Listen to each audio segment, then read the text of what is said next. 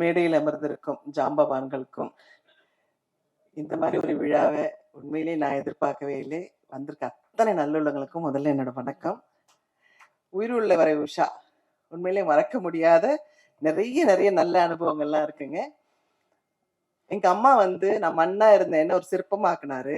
அந்த சிற்பத்துக்கு உயிர் கொடுத்த என் ஆசான், என் தகப்பன் சாமி, என் குரு. அதாவது எவ்வளவு சொன்னாலும் என் சாமிக்கு பத்தாது. ஏன்னா எங்க டிஆர் சார் எப்படின்னா என்னை செதுக்குனது மட்டும் இல்லை, நான் ரவி அண்ணன் சொன்ன மாதிரி நடுவில் நிறைய கோச்சிக்கிட்டு இல்லை நான் நடிக்க மாட்டேன்னு போனா அடுத்த நாள் எங்க வீட்டில் இல்லை இவ திருப்பி நடிக்க வரணும்னு சொல்லிட்டு நான் தான் வேணும் அப்படின்னு சொல்லி திருப்பி ஆக்ட் பண்ண வைப்பாரு என்ன. அதுக்கப்புறம் திருப்பி அங்க இருக்கிற ஒரு சில ஆர்டிஸ்ட் என்ன பண்ணுவாங்க, அவங்களோட சிஸ்டர்ஸ்லாம் கொண்டு நடிக்க வச்சாங்கல்ல சார், எல்லாரும் நடிக்க வச்சாங்க. ஆனா அப்பவும் எங்க சாரு எனக்கு ஹீரோயின்னா நளினி மட்டும்தான், நளினி பண்ணாதான் நான் படம் பண்ணுவேன்னு சொல்லிட்டு யாருமே செய்யாத ஒரு பெரிய விஷயம். இன்னைக்கு உங்க எல்லாரோடையும் இருக்கிறேன், பேசுறேன். எல்லாத்துக்கும் ஒரே காரணம் என் சாமி டிஆர் சார் மட்டும்தான். அப்ப சின்ன வயசு, புரியாத வயசு, எதுக்கு யாரோ என்ன சத்தம் போடுறாங்கன்னு சொல்லிட்டு அடிக்கடி நான் கோச்சுப்பேன்.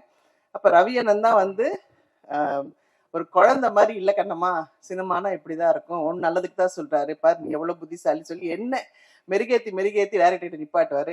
எங்க டைரக்டருக்கு எதுக்கு என்ன பிடிக்கும்னா, நான் வேற எந்த டிஸ்டர்பன்ஸ் சொல்ல, எங்க டைரக்டர் என்ன சொன்னாலும் மேல இருந்து கீழே விழ சொன்னாலும் ஏன் என்னன்னு கேட்க மாட்டேன், விழுவேன். அவர் எவ்வளவு டைலாக் சொன்னாலும் அவர் வாயை பார்த்துட்டே அதே மாதிரி பேசுவேன். அதே மாதிரி 24 மணி நேரம் அவர் நடிக்க சொன்னாலும் அவருக்கு பேக்கப் சொல்றதே பிடிக்காது. சூரியன் வந்தாலும் வரலன்னாலும் நடிச்சுக்கிட்டே இருக்க சொன்னாலும் நடிச்சுக்கிட்டே இருப்பேன்.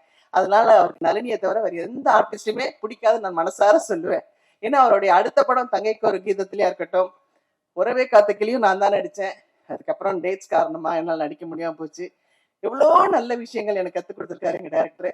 எனக்கு ஒரு சிமயம், நான் அவர் விட்டு வந்ததுக்கு அப்புறம் என்னை திருப்பி முதல்ல காதல் அழிவதில் இல்லை எங்க டைரக்டர் கூப்பிட்டு என்னை பார்த்த உடனே ஒரு தகப்பன் எப்படி கண்ணீர் விடுவாரோ அந்த மாதிரி விட்டு, நான் இருக்கேமா உனக்கு எத்தனை படம் வேணா நீ நடிக்கலாம் அப்படின்னு சொல்லி என்னை திருப்பியும் நடிக்க வச்ச ஒரு ஆசான் அவர். ஸோ இவருக்கு நான் என்ன சொல்றது என்ன பேசுறதுன்னு எனக்கு தெரியல. அந்த மாதிரி ஒரு தெய்வம் எனக்கு இந்த மேடையை கொடுத்துருக்கு. இப்படி ஒரு விழாவுக்கு என்னை கூப்பிட்டதுக்கு ரொம்ப ரொம்ப சந்தோஷம். அதே மாதிரி தானு சார் படத்துலயும் நான் தான் ஃபர்ஸ்ட் ஹீரோயின். பட் அவங்கள பத்திலாம் எனக்கு பெருசா தெரியாது. ஆனா அதுக்கப்புறம் அவ்வளோ பெரிய டிஸ்ட்ரிபியூட்டர் அப்படிலாம் சொன்னாங்க. என்னுடைய கல்யாணத்துக்கு நிறைய உதவினார் தானு சார். அவருக்கும் நிறைய பெரிய நமஸ்காரங்கள். செல்வமணி சார், விக்ரமன் சார், ரொம்ப சந்தோஷம். எவ்வளோ பெரிய ஜாம்பவான்கள் இவங்கெல்லாம். இவங்க இருக்கிற மேடையில என்னை பேச வச்சதுக்கும் என்னை அழைச்சதுக்கும் ரொம்ப ரொம்ப சந்தோஷம். ஏன்னா ஒவ்வொரு சாங் நான் வைகை கரை காற்று சாங் பண்ணும்போதெல்லாம் பார்த்தீங்கன்னா எங்க சார் மியூசிக் ரெக்கார்டிங்கே பண்ணலை. அவர் வாயில சொல்ல சொல்ல நீங்களை ஆக்ட் பண்ண சொல்லுவார், அவ்வளவுதான். ஆனா நான் அதுக்கப்புறம் வேற படம் போய் ராமநாதன் சார் படம் அடுத்த படம் பண்ணும்போது ராமநாதன் சார் அப்படியே எங்க சாருக்கு ஆப்போசிட், பேசவே மாட்டாரு. அவர் பேசவே மாட்டேன்னு அவர் வாயை பார்த்துக்கிட்டே இருப்பேன். அப்ப ரவி அண்ணா கிட்ட சொல்லுவேன், என்ன ரவி அண்ணா இவர் ஒண்ணுமே பேச மாட்டேங்க, நம்ம டைரக்டர் எவ்வளவு பேசுவாரு, எவ்வளவு மியூசிக் போடுவாரு, நமக்கு எவ்வளவு எக்ஸ்பிரஷன்ஸ் வரும் அப்படின்வேன். ஸோ அப்படியே ஒரு ஆப்போசிட் தான் ராமநாதன் சார்.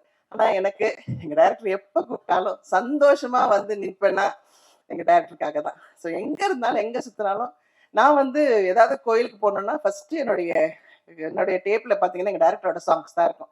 எங்க டைரக்டர் தான் எனக்கு எல்லாமே, சகலமும் எங்க டைரக்டர் தான். ஸோ அவர் சகலக்கலா வல்லவன் மட்டும் இல்லை, சகல தெய்வமும் அவர்கிட்ட இருக்குது. ஸோ எனக்கு நல்லது கெட்டது எல்லாம் இந்த நேரத்துல இப்படி நடக்கும், இப்படி பண்ணும் அப்படின்லாம் சொல்லிக்கிட்டே இருப்பார். ஸோ அவ்வளவு சந்தோஷம் இப்படி ஒரு நல்ல நிகழ்ச்சியில என்னை கூப்பிட்டதுக்கு. Thank you sir, thank you so much sir. படத்துல உங்களுக்கு பிடிச்ச ஃபேவரட் சாங் என்னன்னு சொல்லுங்களேன். எனக்கு இந்திரோகத்து சுந்தரி சாங் பிடிக்கும். அதே மாதிரி வைகை கரை காற்றினில். தேங்க்யூ.